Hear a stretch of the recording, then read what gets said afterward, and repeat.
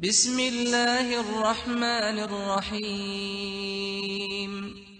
الله لا إله إلا هو الحي القيوم لا تأخذه سنة ولا نوم له ما في السماوات وما في الأرض من ذا الذي يشفع عنده إلا بإذنه يعلم ما بين أيديهم وما خلفهم ولا يحيطون بشيء من علمه إلا بما شاء وسع كرسيه السماوات والأرض ولا يؤوده حفظهما وهو العلي العظيم. السلام علیکم. ایک سوال کیا گیا ہے کہ کیا اللہ پاک نے 4 کتابیں ہی نازل کی اس کے تعلق سے؟ تو جواب یہ ہے کہ نہیں، اللہ پاک نے صرف 4 کتابیں نازل نہیں کی، حالانکہ یہ بہت مشہور چیز ہے مسلم امت کے اندر، اور یہ بات بتائی جاتی ہے اور عام طور پر مدرسوں میں بھی پڑھائی جاتی ہے کہ اللہ پاک کی 4 کتابیں ہیں. لیکن قرآن نے کہیں نہیں کہا اس طرح کی بات کہ اللہ کی 4 کتابیں ہیں. قرآن میں زیادہ تر جو نام آیا ہے یا زیادہ تر جس کو ریفر کیا گیا ہے وہ یقیناً توریت، زبور، انجیل اور قرآن ہے، جس کا بار بار ذکر کیا گیا ہے. جیسے توریت کو قرآن میں بہت جگہ آیا، ایک نہیں بہت ساری آیتیں ہیں. مثال کے طور پہ آپ سورہ مائدہ جو سورہ نمبر 5 ہے اس کی 68 نمبر آیت اس میں آپ دیکھ سکتے ہیں. زبور بھی کئی جگہ قرآن میں ذکر ہوا ہے، جیسے مثال کے طور پہ سورہ نساء جو ہے 4 سورہ اس کی آیت نمبر 163 وہاں پہ ہے. اسی طرح انجیل بھی کئی بار آیا ہے اسی آیت میں جہاں پہ توریت کا ذکر ہوا ہے سورہ مائدہ کی آیت نمبر 68 میں، اور قرآن بھی کئی جگہ ذکر ہوا ہے قرآن لفظ. اس کے علاوہ بھی کچھ کتابوں کا نام لیا ہے قرآن نے، تھوڑے دوسرے انداز میں لیا ہے. جیسے مثال کے طور پر صحیفہ ابراہیم کا ذکر ہے قرآن میں، یہ سورہ 87 سورہ نمبر 87 کی آیت نمبر 19 ہے، اس میں صحیفہ ابراہیم کا ذکر آیا ہے. صحیفہ کہتے ہیں ریویلیشن یا گرنتھ، اور صحیفہ ابراہیم مطلب وہ ریویلیشن یا وہ گرنتھ جو ابراہیم علیہ السلام کو دی گئی، اور اس کا کوئی نام نہیں دیا گیا ہے، بلکہ اشارہ یہاں پہ صاف کہا گیا کہ ابراہیم علیہ السلام کو جو کتاب دی گئی ہے، جو صحیفے دیے گئے. اسی طرح قرآن ایک اور کتاب کا نام لیتا ہے زبر الاولین کے نام سے. یہ سورہ شورا کے اندر ہے، سورہ نمبر 26 کی آیت نمبر 196 جہاں پہ کہا گیا ہے کہ وَإِنَّهُ لَفِي زُبُرِ الْأَوَّلِينَ. اس سے ایک آیت پیچھے جو ہے 195 نمبر آیت میں قرآن کا ذکر ہوا ہے کہ یہ قرآن جو ہے عربک میں ہے، اور اس کے اگلی آیت میں 196 نمبر آیت میں کہا گیا کہ یہ قرآن جو ہے یہ زبر الاولین کے اندر موجود ہے. اب یہ زبر الاولین جو لفظ ہے اس کو ہم سمجھ لیں. زبر کا مطلب ہوتا ہے بھی کتابیں یا بکھرے ہوئے اوراق، اور اولین کا مطلب ہوا سب سے پرانے یا بالکل شروع کے پہلوں میں سے. تو زبر الاولین کا مطلب ہوا کہ فرسٹ ریویلیشن، آدی گرنتھ، اس کا مطلب یہ ہوا. تو اس سے کم یہ معلوم چلے ہمیں یہ بات کہ قرآن میں صرف 4 کتابوں کا ذکر نہیں ہوا ہے، بلکہ کئی سارے کتابوں کا ذکر ہوا ہے. صرف 4 کا ہی زیادہ تر نام کیوں آیا اس کو انشاءاللہ بھی ہم آگے دیکھیں گے. پہلے ہم یہ سمجھ لیں کہ قرآن کے اندر کتنے نبیوں کا ذکر ہوا ہے. تو ہم جانتے ہیں قرآن کے اندر 25 نبیوں کا نام لیا گیا ہے، لیکن کیا اللہ پاک نے 25 ہی نبی بھیجے تھے؟ تو جواب ہے کہ نہیں، اللہ پاک نے بہت سارے نبی بھیجے تھے، 1 لاکھ سے زیادہ نبی آئے. اور قرآن میں بہت ساری آیتیں ہیں جو اس بات کو اشارہ کرتی ہیں کہ اللہ نے ہر قوم میں ہر دور میں نبیوں کو بھیجا. مثال کے طور پہ اگر آپ سورہ فاطر پڑھتے ہیں سورہ نمبر 35 کی آیت نمبر 24، تو وہاں پہ جیسے اللہ پاک نے فرمایا اِنَّا أَرْسَلْنَاكَ بِالْحَقِّ بَشِيرًا وَنَذِيرًا وَإِن مِّنْ أُمَّةٍ إِلَّا خِلَافِهَا نَذِيرٌ، کہ ہم نے آپ کو حق کے ساتھ بھیجا ہے، آپ جو ہے خوشخبری دینے والے ہیں اور لوگوں کو ڈرانے والے ہیں. اور ایسا کوئی امت نہیں رہا جہاں پہ کہ ہمارے طرف سے کوئی ڈرانے والا لوگوں کے بیچ نہیں آیا. یعنی کہ آپ سے پہلے جتنے بھی لوگ آئے، جتنے بھی امت آئے، ان سب میں ہم نے اپنا کوئی ڈرانے والا بھیجا. ظاہر سی بات ہے وہ نبی ہوتے تھے. اسی طرح جیسے سورہ رعد ہے اس کی آیت نمبر 7 میں اللہ پاک نے کہا وَلِكُلِّ قَوْمٍ ہَادٍ. سورہ نمبر 13 اس کی آیت نمبر 7 کہ ہر قوم میں جو ہے ہماری طرف سے ہادی آئے، ہدایت دینے کے لیے آئے. اس کے علاوہ بھی قرآن میں بہت ساری آیتیں ہیں جہاں پہ رسول کا نام لے کے اللہ پاک نے کہا ہے کہ رسول ہم نے بھیجے. تو ہم یہ جانتے ہیں کہ اللہ پاک نے صرف 25 نبیوں کو نہیں بھیجا، بلکہ 1 لاکھ سے زیادہ نبیوں کو بھیجا ہے، لیکن قرآن نے صرف 25 کا ذکر کیا ہے. اسی طرح اللہ کے بہت سارے کلام آئے، اللہ کی بہت ساری کتابیں تھیں، لیکن قرآن میں 4 کا نام لیا گیا ہے، اس کے علاوہ ذکر الاولین اور صفحہ ابراہیم وغیرہ کی بھی بات آئی ہے، تو 4 یا 6 یا 7 کی بات قرآن کر رہا ہے. تو ایسا کیوں؟ تو اس کی وجہ بہت آسان ہے کہ اصل میں قرآن کا تو اصل مقصد یہ ہے کہ لوگوں کو ہدایت ملے، لوگ ہدایت پہ آ جائیں، اور اللہ کی جو دعوت ہے توحید، رسالت، آخرت کی، وہ سمجھ میں آئے لوگوں کو. تو اس کو سمجھانے کے لیے اللہ پاک نبیوں کے واقعات کو بھی ذکر کرتا ہے. اس کو سمجھانے کے لیے اور لوگوں کو جوڑنے کے لیے اللہ پاک نے پرانے انبیاء کے واقعات کو رکھا، حضرت عیسیٰ علیہ السلام کے واقعات کو، حضرت موسیٰ علیہ السلام کے واقعات کو، حضرت ابراہیم علیہ السلام کو، اور بہت سارے نبی کے واقعات کے. لیکن ایک خاص بات سمجھنے کی یہ ہے کہ قرآن کے جو پہلے ایڈریسی تھے، جو لوگ قرآن ریسیو کر رہے تھے پہلی بار جب نازل ہو رہا تھا، یہ مکہ کے سعودی عرب کے اندر نازل ہوا، رسول اللہ علیہ وسلم کے اوپر نازل ہوا، اور صحابہ کرام جو رسول اللہ علیہ وسلم کے آس پاس تھے وہ لوگ قرآن کے پہلے ایڈریسی تھے. تو اس لیے قرآن نے ان نبیوں کا ذکر، زیادہ تر ان نبیوں کا ہی ذکر کیا ہے جو نبی سعودی عرب اور اسی آس پاس کے خطے میں آئے تھے.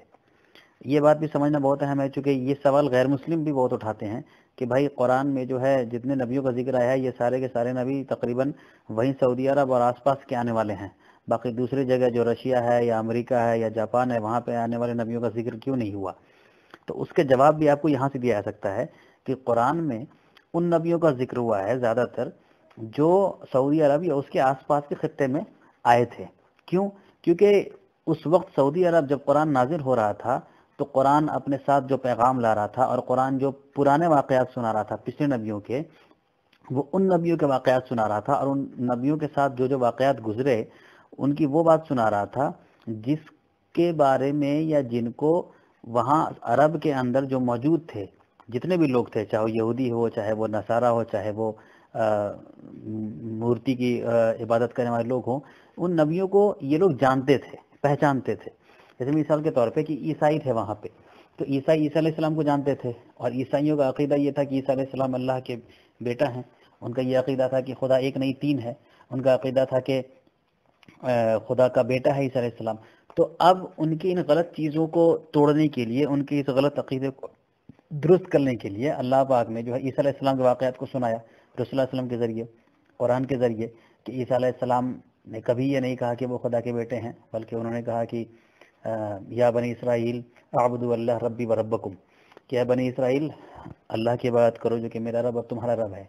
تو اسی طرح جو دوسرے نبی تھے ابراہیم علیہ السلام بھی سعودی عرب کے پاس تھے، تو سعودی عرب کے جو لوگ اس وقت تھے وہ لوگ ابراہیم علیہ السلام کو جانتے تھے، وہ لوگ اسماعیل علیہ السلام کو جانتے تھے، وہ لوگ اسحاق علیہ السلام کو جانتے تھے، وہ لوگ یونس علیہ السلام کو جانتے تھے. ان نبیوں کو وہ جانتے تھے، ان کی تعلیمات سے کٹ چکے تھے. تو اس لیے قرآن ان نبیوں کا ذکر کر کے ان کے واقعات سناتا ہے تاکہ یہ لوگ سمجھ جائیں کہ پہلی بات تو یہ کہ رسول اللہ علیہ وسلم کوئی نیا دین لے کے نہیں آ رہے ہیں، بلکہ اسی نبیوں کا دین لے کر آ رہے ہیں.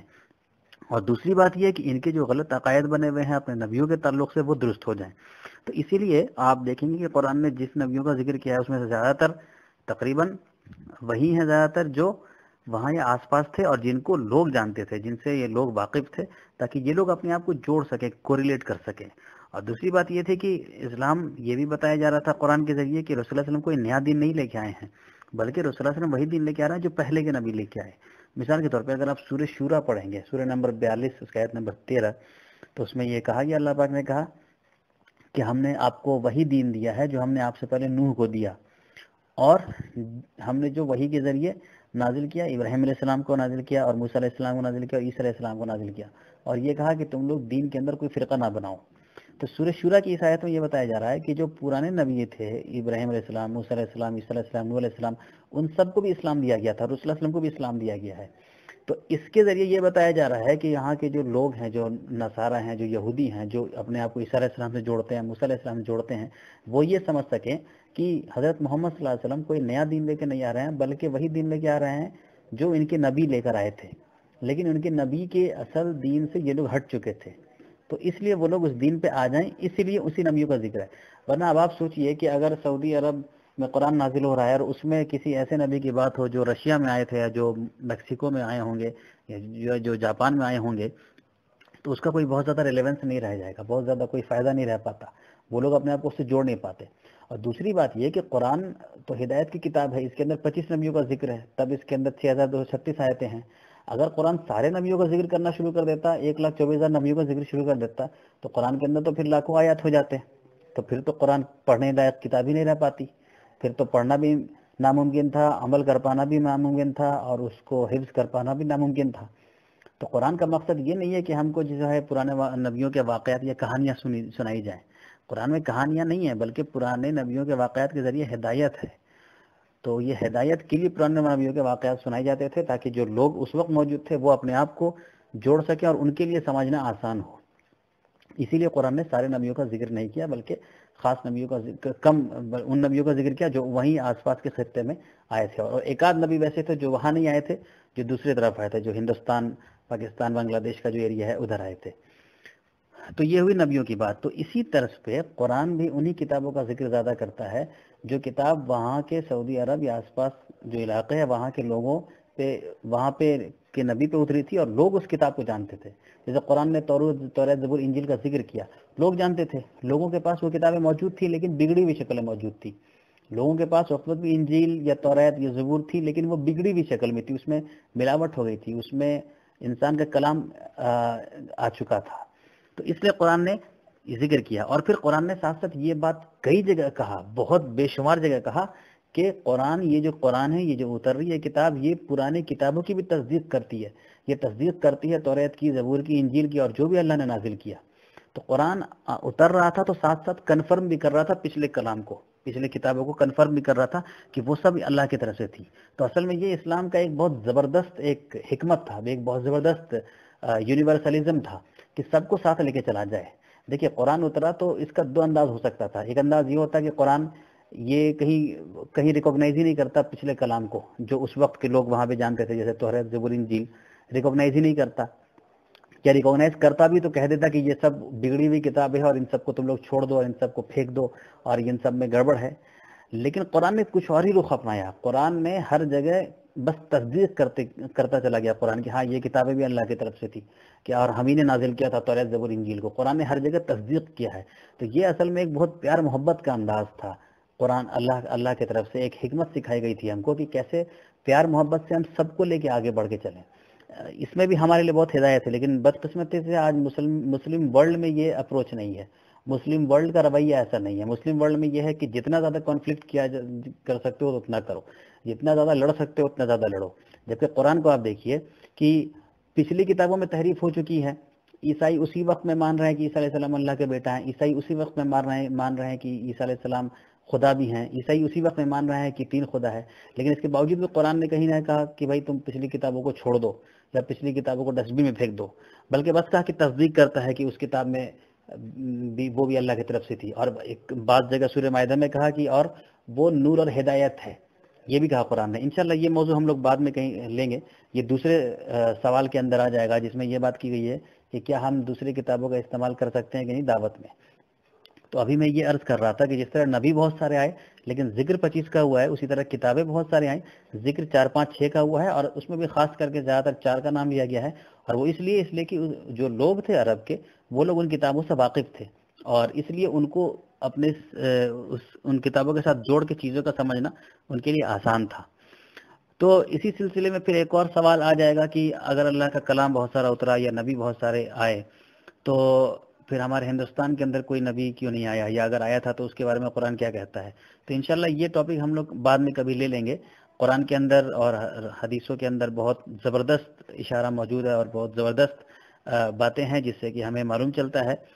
کہ ہندوستان کے اندر بھی نبی آئے تھے، اور بہت بڑے نبی، یعنی وہ نبی ایسے تھے کہ ان کا خطہ بہت بڑا تھا اور ان کے اوپر اللہ کا کلام بھی اترا، لیکن یہ انشاءاللہ ہم کبھی بعد میں اس کو ذکر کریں گے۔ اور پھر ایک آخری سوال رہ جاتا ہے اللہ کے کلام کے تعلق سے، جو ہندو بھائی ہمارے خاص کر آریہ سماجی لوگ اٹھاتے ہیں، اور آریہ سماجیوں کا یہ بہت فیوریٹ سوال ہوتا ہے کہ بھائی اسلام کے اندر جو ہے تمہارے جو وہ کہتے ہیں، وہ اس طرح کہتے ہیں آریہ سماجی کہ تمہارا جو خدا ہے اس کی جانکاری، یعنی اس کا گیان پورن تھا کہ اپورن تھا، وہ ایسے پوچھتے ہیں۔ الفاظ ان کا یہ ہوتا ہے کہ ایشور کا گیان پورن ہے یا اپورن ہے، کمپلیٹ ہے یا انکمپلیٹ ہے۔ اگر آپ کہیں گے کمپلیٹ ہے تو وہ بولیں گے بھائی تو پھر تمہارے خدا کو اتنے بار بار کتابیں اتارنے کی ضرورت پڑی، کبھی توریت اتارا، کبھی زبور اتارا، کبھی انجیل اتارا، کبھی قرآن اتارا۔ اور اگر آپ کہیں گے کہ بھائی اپورن ہے، انکمپلیٹ ہے، تو بولیں گے بھائی تو بڑا لمیٹڈ خدا ہے تمہارا، اس کو علم ہی نہیں ہے پورا۔ تو اتنے کئی کلام کیوں اترے اللہ کے؟ تو اس کا جواب یہ سمجھ لیجئے کہ بھائی اللہ کا کلام اترتا کیوں تھا؟ اللہ کا کلام اترتا تھا انسانوں کی رہنمائی کے لیے، انسان کو رہنمائی مل جائے، انسان اپنے مالک کو پہچان لے، انسان کو زندگی گزارنے کا طریقہ معلوم چل جائے، اس لیے اللہ کا کلام اترتا تھا۔ تو اب قرآن سے پہلے جتنے بھی کلام اترے، یہ وہ دور تھا ہیومن سویلائزیشن کا، انسان کے ترقی کا وہ دور تھا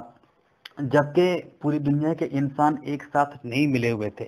ان کے بیچ آپس میں تعلقات یا کمیونیکیشن بھی نہیں تھا۔ ہم لوگ تو ماڈرن ہسٹری میں پڑھتے ہیں کہ بھائی 1492 میں کولمبس نے امریکہ کو کھوجا،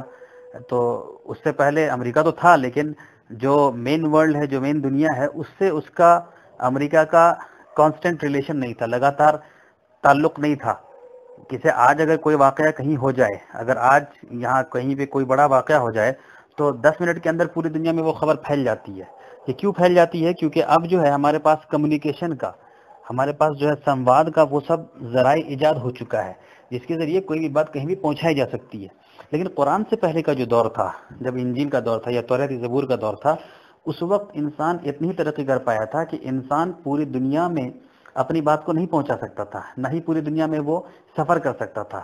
تو نہ ہی ٹرانسپورٹیشن اس وقت ایسا تھا کہ پوری دنیا کے لوگ آپس میں جڑ پاتے، اور نہ ہی کمیونیکیشن ایسا تھا کہ پوری دنیا کے لوگ آپس میں جڑ پاتے۔ جب قرآن اترا تو اس کے بعد کا جو دور شروع ہوا، یہ وہ دور تھا۔ دیکھیے سب سے خاص بات یہ ہے کہ قرآن اترنے کے ساتھ ہی تقریباً جو ہے پرنٹنگ پریس کا بھی ایجاد ہوا، جس کے ذریعے کہ ہے قرآن کو پریزرو بھی کیا قرآن کو جو ہے محفوظ کرنا بھی ممکن ہو پایا کہ یہ قرآن ختم بھی ہو جائے، اگر جل بھی جائے قرآن تو بھی پرنٹنگ پریس کے ذریعے آپ بہت سارے قرآن تیار کر سکتے ہیں۔ تو قرآن اترنے کے بعد وہ دور شروع ہوا جبکہ انسان نے ایسی ترقی کی کہ انسان ٹرانسپورٹیشن کے ذریعے بھی پورے دنیا میں آپس میں جڑ سکتا ہے، اور کمیونیکیشن کے ذریعے بھی پوری دنیا کے انسان آپس میں جڑ سکتے ہیں۔ اسی لیے یہ ممکن ہو پایا کہ قرآن جو ہے آج پوری دنیا میں ہر جگہ پھیل سکتا ہے، کہیں بھی جا سکتا ہے، قرآن کے کلام کو آپ کہیں بھی پھیلا سکتے ہیں۔ اب آج تو ہم بہت زیادہ ترقی کر گئے ہیں، اب تو کہنا ہی کیا ہے، اب تو ماؤس کے ایک کلک پر جو ہے آپ پوری دنیا میں کہیں بھی کوئی بھی قرآن پڑھ سکتا ہے، دیکھ سکتا ہے۔ لیکن اس سے پیچھے کا بھی دور میں ہم دیکھیں گے اگر، تو یہ وہ دور تھا جب کہ یہ ممکن ہو پایا کہ قرآن کی تعلیم ہر جگہ پھیل سکے۔ تو اب جب کہ قرآن ایسے دور میں آ گیا ہے جب کہ قرآن کی تعلیم پوری دنیا میں پھیل سکتی ہے، اس لیے قرآن آخری کلام ہے اور اب کوئی کلام نہیں آئے گا۔ اس سے پہلے جو بھی کلام آیا آج سے 2000 سال پہلے، 3000 سال پہلے، تو وہ کسی خاص خطے ہی کے لیے تھا، اس لیے نہیں کہ کسی دوسرے خطے یا کسی دوسرے نسل کے لوگوں سے کوئی ڈسکریمنیشن کیا جا رہا تھا، بلکہ اس وقت ممکن ہی نہیں تھا انسان کے لیے کہ اس اللہ کے کلام کی بات کو ہر جگہ پھیلایا جا سکے۔ تو اپنے اپنے خطے اور اپنے اپنے علاقے کے لیے محدود ہوتا تھا، کیونکہ یہ ممکن نہیں تھا انسان کے لیے، انسان نے اتنی ترقی نہیں کی تھی، انسان کے پاس وہ ذرائع موجود نہیں تھے۔ قرآن کے اترنے کے بعد وہ ذرائع وجود میں آ گئے، جس سے کہ انسان اللہ کے کلام کو، اللہ کے بات کو ہر جگہ پھیلا سکے، اللہ کے کلام کو محفوظ کیا سکے۔ تو اس لیے جو ہے قرآن جو ہے آخری کلام ہے، اسی لیے اللہ نے کئی کلام کو نازل کیا۔ اور اس کا دوسرا ایک اور پہلو ہے کہ انسان جیسے جیسے ترقی کرتا گیا، آگے وقت کے ساتھ بڑھتا گیا، اس کی جو ہے سوشل لائف کا انداز بھی بدلتا چلا گیا، اور بھی اس کی بہت ساری چیزوں کا انداز بدلتا چلا گیا۔ تو اب قرآن نازل جب ہوا تو اس وقت پھر انسان ایک ایسے میچور حالت میں پہنچ گیا تھا کہ اب اس کے لیے ایک ہی ہدایت کی کتاب جو ہے وہ قیامت تک کام آ سکتی ہے، ایک ہی ہدایت کی کتاب قیامت تک کام آئے گی۔ اسی لیے بھی قرآن جو ہے آخری کلام ہے، اور اس کے بعد کوئی دوسرا کلام نہیں اترے گا، اور اس سے پہلے دوسرے کلام اللہ پاک نے اتارے انسان کی ضرورت کے حساب سے اور انسان کی مجبوری کے حساب سے بھی۔ تو یہ اس کا جواب ہوا۔ تو اس پورے سوال کا جو ایڈمن نے کیا تھا، دو حصہ تھا، ایک تو یہ تھا کہ اللہ کے کلام کیا صرف چاہ رہے ہیں، اور دوسرا تھا کہ کیا ہم اللہ کے کلام میں اللہ کے کیا دعوت کے کام کے لیے دوسرے کتابوں کا استعمال کر سکتے ہیں۔ تو انشاءاللہ یہ دوسرا حصہ جو ہے اس کو بعد میں جواب دیا جائے گا۔ پہلے حصے کا جواب ختم ہوتا ہے۔ کنکلوژن، یہ سمری یہ ہے کہ اللہ کی کتابیں صرف 4 نہیں ہے، بہت ساری ہیں، اور کئی کو قرآن نے نام لیا ہے۔ دوسرا کہ جس طرح اللہ نے صرف 25 نبی نہیں بھیجے، لیکن صرف 25 کا ذکر قرآن میں آیا ہے، اسی طرح اللہ نے صرف 4 یا 6 یا 7 کلام نہیں بھیجے، لیکن 4 یا 6 7 کا نام یا ان کی باتیں ذکر قرآن میں آتی ہیں۔ اور تیسرا یہ کہ ان نبیوں کا ذکر قرآن میں ہے یا اس کلام کا ذکر ہے جس سے کہ اہل عرب واقف تھے، جس سے کہ اہل عرب پریچت تھے، وہ جانتے تھے، اور وہ کتابیں بگڑی ہوئی شکل میں ان کے سامنے موجود تھی، وہ نبی کو وہ جانتے تھے، ان نبیوں سے ان کی عقیدت تھی، محبت تھی، تو ان کے لیے چیزوں کا سمجھنا آسان تھا، اس لیے قرآن نے ان کا نام لیا۔ اگر کسی ایسے جگہ کے نبی کا نام یا کلام کا نام لیا جاتا جس کو وہ بالکل ہی نہیں سمجھ سکتے تھے، تو ان کے لیے سمجھنا بہت مشکل ہو پاتا تھا۔ تو یہ مختصر سا جواب ہے.